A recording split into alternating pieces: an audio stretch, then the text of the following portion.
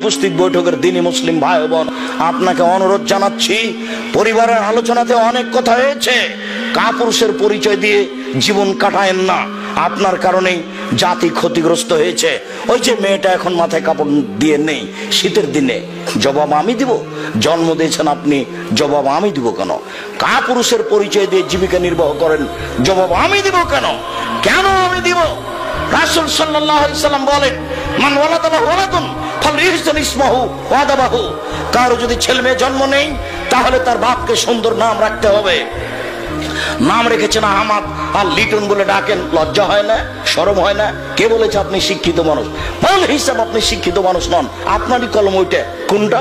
ওই যে শিক্ষা বনাম জাহেলিয়াত বইয়ে দেওয়া আছে একটা কলম, আপনি দেখেন, যেটা 1-2 এর বইয়ে আছে, যে একদিকে আছে বিড়াল, বইয়ের পাতাতে বিড়ালের সামনে আছে একটা বই, আর একদিকে আছে কুকুর, কুকুরের সামনে আছে একটা বই, আর মধ্যে আছে মোমবাতি। মানে মোমবাতি জ্বালিয়ে কুকুর আর বিড়াল পড়ছে। মোমবাতি জ্বালিয়ে যদি কুকুর বিড়াল পড়ে, তাহলে লেখককে হায়ানা না অন্য কিছু? ওই লেখক নিজেকে যেন মানুষ মনে না করে। বল হিসেব আমি তাকে অপমান করতে আসিনি। শিক্ষা বনাম জাহেলিয়াত বইটা পড়ে দেখুন। শিক্ষা বনাম জাহেলিয়াত বইটাতে বলা আছে 1 থেকে 10 পর্যন্ত এই লেখককে নাকচ করা হয়েছে। এ লেখক নয়। ভুল হিসাব। ঠাকুর যতই খারাপ হোক, ঠাকুরের বইটা পড়া দরকার ছিল, গুচ্ছু গল্প। তাহলে আপনি কিছু বুঝতে পারতেন যে আমাকে 2 কলম লিখতে হবে, এটা কিছু লেখা দরকার। কি হতে পারে? কেন না আহমদ লিটন বলে ডাকবে কেন? কোন কারণে ডাকবে? এ অযোগ্য পিতা 16 ডিসেম্বরের চেয়ারে বসে আছেন, আর মেয়ে ক্লাস 10-এ পড়ে নাচছে 16 ডিসেম্বরে। বাপে দেখছে মেয়ে কেমন নাচে। এই বাপও যদি শিক্ষিত হয়, তাহলে মূর্খ মানুষকে। শুনুন সম্মানিত দিনী ভাই বোন, ওই যে মেয়ে মাথায় কাপড় দিয়ে নেই, জবাব আমি দিব। শিষ্টাচার আমি শিখাবো। বাপ আপনি, শিষ্টাচার আপনি শিখাবেন। ওর মাথায় নাই কাপড় নেই কেন? এটা কোন শিষ্টাচার? আমি কেন শিখাবো তাকে? জন্ম দিয়েছেন আপনি, শিখায়েন আপনি। 3 শ্রেণীর মানুষ জান্নাতে যাবে না, তার মধ্যে আপনি আছেন। 3 শ্রেণীর মানুষ জান্নাতে যাবে না, তার মধ্যে আপনি আছেন। 3 শ্রেণীর মানুষ জান্নাতে যাবে না, তার মধ্যে আপনি আছেন। আমি অনুবাদক। মুহাম্মদ সাল্লাল্লাহু আলাইহি সাল্লাম বলেন, সালাসাতুন লা তাদখুলুনা জান্নাতা আবাদা। 3 শ্রেণীর মানুষ কখনো জান্নাতে যাবে না। 1, মধুবিনুল খামর, যারা নিয়মিত বিড়ি, তামাক, জর্দা, সিগারেট, গুল, নেশাদার দ্রব্য খায়, পান করে। 2, আর রাজারাতু মিনান নিসায়ে, পুরুষের বেশধারী নারী, যারা পুরুষের জুতা স্যান্ডেল পরে, যারা পুরুষের শার্ট প্যান্ট পরে, যারা পুরুষের পোশাক পরে, তারা জাহান্নামে যাবে। 3, দায়ুস আপনি। দায়ুস কে? আল্লাযী ইউকিরু ফি আহলিল খাবাসা, যে তার বাড়িতে বেহায়ার সুযোগ দিয়েছে, সে হলো দায়ুস। মেয়ে, বোকা মেয়ে, তুমি ক্লাস 10-এ পড়ো, তোমার লজ্জা হয় না কেন? এদিকে শোনো, কথা বলছো কেন? এদিকে শোনো, তুমি ক্লাস 10-এ পড়ো। যেদিন ক্লাস 8-এ উঠেছিলে, সেদিন তোমার হাইজ হয়েছিল, তোমার বিবাহে 2টা বাচ্চা হতো, তুমি 2 ছেলের মা। তোমার মাথায় কাপড় নেই মানে? বাপ বেটিকে লজ্জা বেঁচে খেয়েছ? জাতির ক্ষতি করে জান্নাত কেনার চেষ্টা করো না বাপ বেটি। শোনো, তোমাকে বলছি, তোমার বাপকে বলছি, আমার উপরে রাগ করলে কিছু আসে যায় না। আমি এই কথা বলিনি, আমি অনুবাদক মাত্র। মুহাম্মদ সাল্লাল্লাহু আলাইহি সাল্লাম আজ থেকে 1450 বছর পূর্বে তোমার বাপের কথা বলে গেছে। আমার বলার কি আছে এখানে? আমার রাগ করার কি আছে তোমার উপরে? মুহাম্মদ সাল্লাল্লাহু আলাইহি সাল্লাম যখন কথা বলতেন, যা খাতাবা, যখন তিনি বক্তব্য দিতেন, আমরা তাই না, তার 2 চোখ লাল হয়ে যেত, অস্তদা গালাহু, তার রাগ বেশি হয়ে যেত, ওয়ালা সাউতুহু, তার কণ্ঠ উঁচু হয়ে যেত, কান মন জোরে যায়, যেন তিনি সৈন্যদলকে ধমক দেখাচ্ছেন। কণ্ঠস্বরে তিনি বক্তব্য করেননি। আমি আব্দুর রাজ্জাক বিন ইউসুফ 20 বছর থেকে বলে আসছে, কণ্ঠস্বরে বক্তব্য জায়েজ নাই। কোন মায়ের বেটা একটু বলে না কেন যে চলবে? এই বোকা মেয়ে, তোমাকে বলছি, তোমাকে অপমান করতে আসিনি আমি। তোমার বাপকে আমি অপমান করতে আসিনি, তোমার জাতিকে আমি অপমান করতে আসিনি। আমি তোমাকে মূল্যায়ন করি। তুমি বলো এটা কোন আদর্শ? তোমার মাথায় কাপড় নেই কেন? কাপুরুষের মেয়ে তুমি। তোমার বাপ বিবাহ করে ভুল করেছে। তোমার বাপকে রাসূল সাল্লাল্লাহু আলাইহি ওয়াসাল্লাম বিবাহ করতে নাকচ করেছে। রাসূল সাল্লাল্লাহু আলাইহি ওয়াসাল্লাম বলেছেন কন্ট্রোল ক্ষমতা না থাকলে বিবাহ করতে হবে না। রাসূল সাল্লাল্লাহু আলাইহি ওয়াসাল্লাম বলেছেন কন্ট্রোল ক্ষমতা না থাকলে বিবাহ করতে হবে না।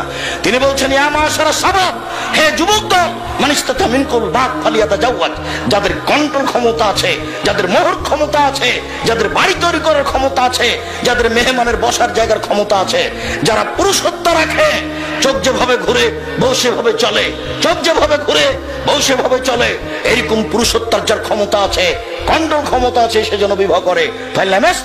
ও যদি না পারে ফালে বিশ্রাম, তাকে রোজা রাখতে হবে। ফেন হলো বেজা, রোজাই হচ্ছে তার যৌবনকে দমন করার মাধ্যম। ও বিবাহ করতে পাবে না। তোমার বাপ কাপুরুষের পরিচয় দিয়েছে, যার কারণে তুমি ক্লাস 10-এ পড়ার পরেও এখন মাথায় কাপড় দিয়ে না বসে আছো, দেওনি তুমি। দেখো তোমার মা এখন বসে আছে ছোট ব্লাউজ পরে, তোমার মায়ের পেট তোমার চাচা দেখে, তোমার গ্রাম্য লোক দেখে, সবাই দেখে। তোমার মায়ের পেট ফিরি জাতি দেখে, মোহর দিয়েছে তোমার বাপ, আর জাতি তোমার মায়ের পেট ভোগ করে। তোমার মাকে খারাপ লাগে না? তোমার বাপকে খারাপ লাগে না? তোমার বাপের একটু লজ্জা হয় না? তোমার বাপের একটু শরম হয় না? তোমার বাপের একটু ইতস্তবোধ নেই? তোমার বাপের একটু আত্মমর্যাদা নেই? আমাদের বইরাকে যদি কেউ এরকম ভাবে দেখে নেয়, তাহলে তো অজ্ঞান হয়ে যাবো আমরা। কই তোমার বাপকে কিছু খারাপ লাগে না? তোমার বাপের আত্মমর্যাদা বলে কোনো জিনিসই নাই। তোমার বাপ নিজেকে মুসলমান মনে করে না, পশু প্রাণীর মতো মনে করে।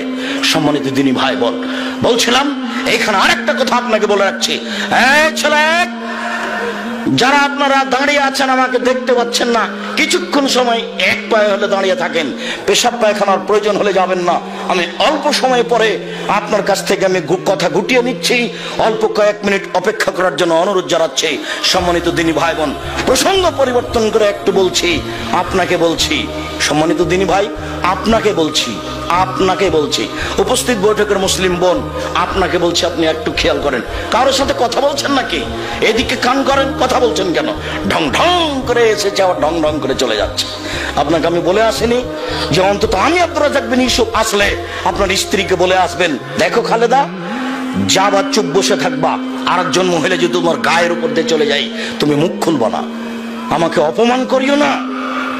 আব্দুর রাজ্জাক সাহেব এসেছে, একটু আঁচ করলে আমাকে জাতির সামনে খাটো করবে। আপনাকে আমি অনেক সম্মান করি, জাতির সামনে আমি আপনাকে খাটো করতে আসিনি। কিন্তু আপনার স্ত্রী ঢং ঢং করে গল্প করতে করতে এসেছে, আবার চলে গেছে। তার বাড়িতে হাইকোর্ট আছে না জজ কোর্ট আছে? সে চলে গেল কেন যাবে? এই প্রোগ্রামের জন্য কয়েক বছর থেকে ঘুরছে, এবং এর জন্য কত প্রস্তুতি, কত টাকা পয়সা খরচ, আমি কত কষ্ট করে এসেছি। আমি সকাল 8টায় ঢাকা বিমানবন্দরে পৌঁছেছি, আর বিমানে উঠেছি 12:30টায়। তাহলে 4.5 ঘন্টা আমি এক পায়ে ওখানে বসে দিয়েছি। বিমান থেকে নেমে আমি বাসায় পৌঁছে 2টায় বাসায় পৌঁছে, বাসা থেকে কয়েক মিনিট দেরি করে বাইরে গেছি। কত পুরুষ নারী অপেক্ষা করছে, তাদের সাথে আমি কথা বলেছি 5টা পর্যন্ত। 5টা আমি গাড়িতে উঠেছি, গাড়িতে উঠে আপনার এখানে এসেছি। আমি আপনার জন্য এসেছি। আপনি কোন লজ্জায় বাড়ি চলে গেলেন? আপনি আমাকে কি দেখাতে চাচ্ছেন? আপনার স্বামী কয় টাকার মালিক? আপনার স্বামী কয় টাকার মালিক? আপনি বা কয় টাকার মালিক? আপনি চলে যাবেন কেন? আপনি একজন মুসলমানের মেয়ে, আপনার জন্য আমি এসেছি। আপনাকে আবার সতর্ক করছি, জীবনে কোনোদিন আমি আব্দুর রাজ্জাক বিন ইউসুফ চলে আসলে দয়া করে, আপনি তো আসবেনই, হিন্দু পুরুষ নারীকে আসতে হবে। আমি তার কিছু না কিছু উপকার করবো ইনশাআল্লাহ। আল্লাহ আল্লাহর কসম, আল্লাহ আল্লাহর কসম, আমি কোনোদিন জাতিকে ফাঁকি দিনি। 90 সাল থেকে এখন পর্যন্ত কোনোদিন অপ্রয়োজনীয় বাক্য বলিনি। আমি যদি জাতির রাস্তাঘাট করে দিতে না পারি, জাতির যদি স্কুল কলেজ করে দিতে না পারি, জাতিকে আমি চূড়ান্ত সঠিক ধর্ম দিতে পারবো ইনশাআল্লাহ। ধর্মের ব্যাপারে জাতিকে ফাঁকি দিয়ে আমি পরকাল হারাতে রাজি নই। অতএব আপনাকে আমি আবারও সোচ্চার সাবধান হওয়ার জন্য অনুরোধ জানাই। আপনাকে আমি এদিকে খেয়াল করতে বলছি, আপনি শোনেন। জাবের রাদিয়াল্লাহু তাআলা আনহু বলেন, আমি আল্লাহ রাসূলের সাথে যুদ্ধ করে আসছিলাম, মদিনায় ঢুকবো। তখন আল্লাহ রাসূল বলছেন, উপস্থিত জনগণ শোনো, তোমরা মদিনার বাইরে এখানে অবস্থান করো, আমরা রাতে প্রবেশ করব না, সকালে প্রবেশ করব।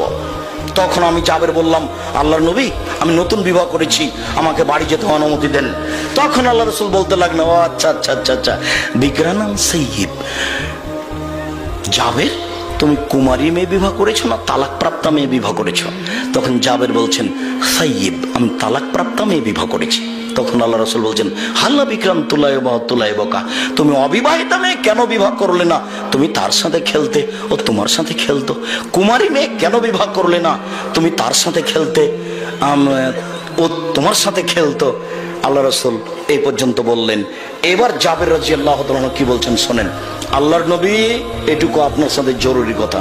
আল্লাহর নবী, আমার বাপ 6 জন মেয়ে রেখে উহুদের যুদ্ধে শহীদ হয়েছেন। আমার বাপ আমার 6 জন বোন রেখে দুনিয়া থেকে বিদায় হয়েছেন। আমি জাবের আমার বোনদের বয়সের মেয়েকে আমি বিবাহ করতে চাইনি 4টা কারণে। আমার বোনদের বয়সের মেয়েকে আমি বিবাহ করতে চাইনি চারটা কারণে। এক, লে তোয়ার দেবা হুন না, আমার বউ যেন আমার বোনদেরকে শিষ্টাচার শিখাতে পারে। তুমি যখন মাথায় কাপড় দিয়ে না দিয়ে বসে আছো, বলো এটা কোন শিষ্টাচার? এই বলো, এই ছেলে তোমাকে বলছি, তোমাদের একটা বাড়িতে গাভী আছে, গাভীটা যখন রাতে গোহালে নিয়ে যাও তখন গাভীটা কি সালাম দেয়? গাভীটা সালাম দেয়? দেয় না। তুমি যখন বাড়িতে ঢোকো তখন তুমি সালাম দাও? তুমিও দাও না। তাহলে ঠিকই আল্লাহ বলছেন, বুঝে না ওরা অন্তর আছে, বুঝে না, দেখে না ওরা চক্ষু আছে, দেখে না, শোনে না ওরা কান আছে, শুনে না। উলাইকা কালানাম, তারা পশু প্রাণীর মতো, তারা গরু ছাগলের মতো, তারা কুকুর শ্রীগালের মতো। ভালো হওয়া যান, বরং তার চেয়ে খারাপ। আপনি পশু প্রাণীর চেয়ে খারাপ। পশু প্রাণী সালাম দিয়ে ঢোকে না, আপনিও সালাম দিয়ে ঢোকছেন না, এটা কোন শিষ্টাচার?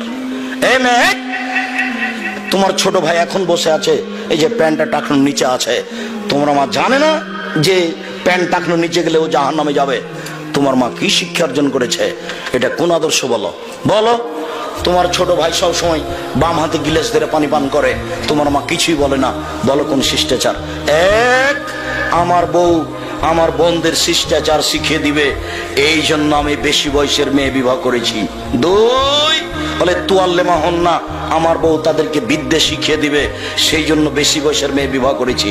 তিন, বলে তুরাজ্জেলা হন না, আমার বউ তাদের মাথার চুল চিরুনি করে দিবে, সুন্দর করে পরিপাটি করে রাখবে, সেই জন্য বেশি বয়সের মেয়ে বিবাহ করেছি, তালাক প্রাপ্ত মেয়ে। চার, বলে তাকুমা আলাইহিন না, আমার বউ আমার বোনদের উপরে সবসময় পাহারাদার, সব সময় বোনদেরকে চোখের উপরে রাখবে। মা কাকে বলে আপনাকে আমি বুঝাতে পারলাম না।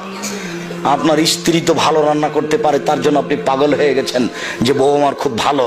আপনার বউ যে আপনার বাচ্চাদের পাহারাদার, সেটা তো কোনোদিন বুঝতে পারলেন না। যদি পাহারাদার হয় তাহলে আজকে নামাজ পড়তে গেল না কেন মসজিদে? যদি পাহারাদার হয় তাহলে প্যান্টটা টাকানোর নিচে আছে কেন? যদি পাহারাদার হয় তাহলে বাম হাতে চা খায় কেন? যদি আপনার স্ত্রী পাহারাদার হয়, আপনার মেয়ে এখন মাথায় কাপড় দেয়নি কেন? কে জবাব দিবে? আমি জবাব দিব? আপনার স্ত্রী চাপানো মৌজের ভাষাতে হস্তিনী মহিলা, একে তালাক দেওয়াই ভালো, তবে আমি তালাক দিতে আদেশ করিনি।